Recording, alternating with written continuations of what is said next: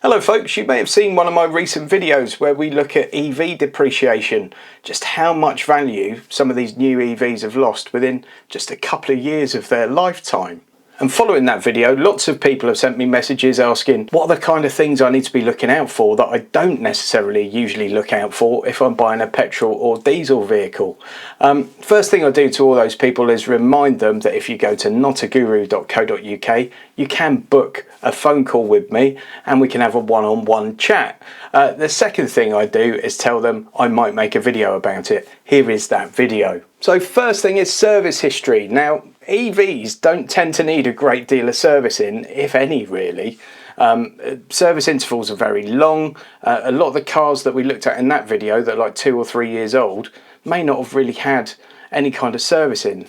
Servicing is more of an inspection kind of thing with an EV than anything. Yeah, you'll have to have tyre rotations done and stuff like that.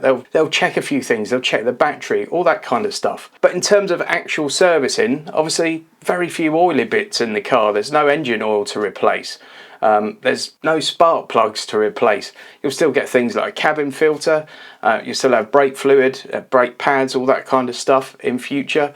But yeah, it's not such a big deal. And if you see a 2-3-year-old car that hasn't had a service, it might not be the alarm bell you think it is. A quick Google should tell you what the kind of service intervals are for the particular vehicle you're going to look at. Check out the tyres, read up in advance and check out when it should be serviced and what that servicing looks like. And then you're in a position of knowledge when you go to look at the car.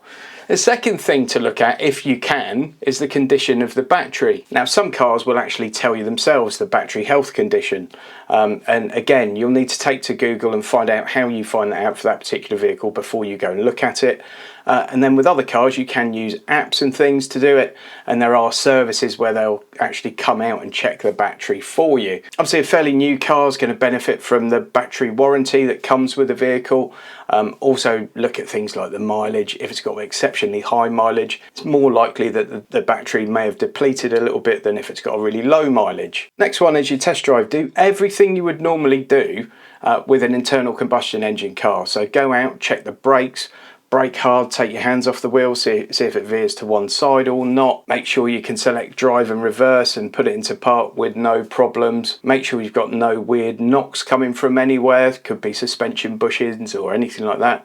So in your test drive, make sure you turn the radio off and you're listening for all the knocks. And then really make sure the thing charges as it should. So maybe go up to a fast charger, plug it in for a couple of minutes and just make sure everything works as it should. And then finally test all the electricals in the car. So things like your electric windows, your infotainment system, make sure the Bluetooth's working. Silly little things, but you should always check that on any car. That's not specific to EVs. You should check everything within the car before you buy it. And finally, folks, we've mentioned this on this channel several times before, but EVs are no different when it comes to those history checks. You'll go onto Auto Trader, eBay, etc. and you'll see the car advertised as HPI clear. It's got lots of nice green ticks next to it, usually a green tick by Experian or someone like that. They won't look for salvage auctions. And I'm just going to take to my phone here and you'll see here this Tesla Model S, which all looks very nice indeed. Good looking car. It's up for 44,500, 2018 model, 395 miles of range. You know, this looks like a bit of a winner. Basic history checks passed, all 5 checks passed, not recorded as stolen, not recorded as scrapped, not an insurance write-off, etc. And then we go to VCheck, link to VCheck in the video description. And here we have the car, pictures of the car from a salvage auction.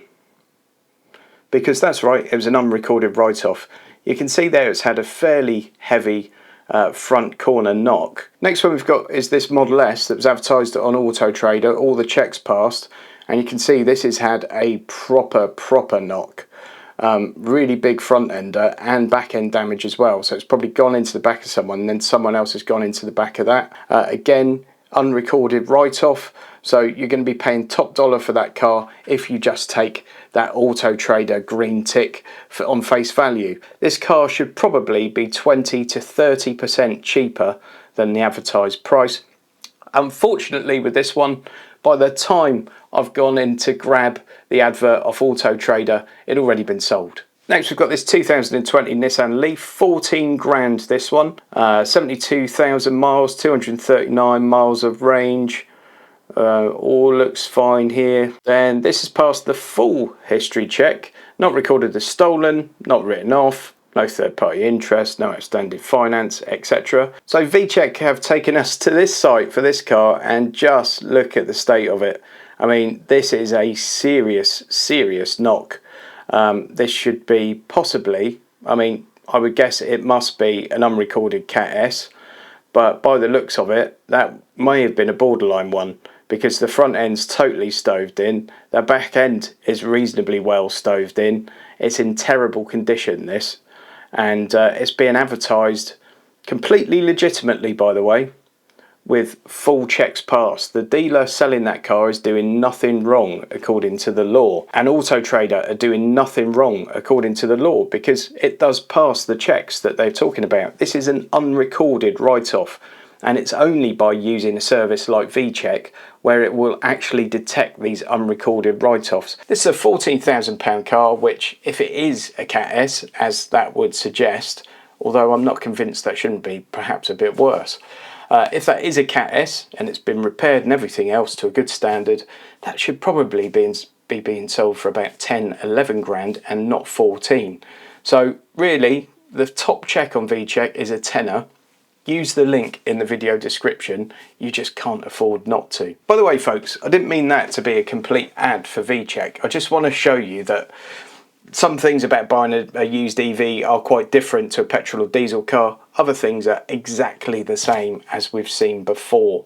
So use a bit of common sense. Don't worry so much about some of the points we mentioned earlier on in the video, but make sure you do that history check and make sure everything's kosher before you part with what's still going to be a reasonably hefty amount of money, despite the fact that they have depreciated quite a lot. Hope you enjoyed that one. Hope you found it useful. Please give it a thumbs up. Please subscribe if you haven't already done so, and I'll catch you soon.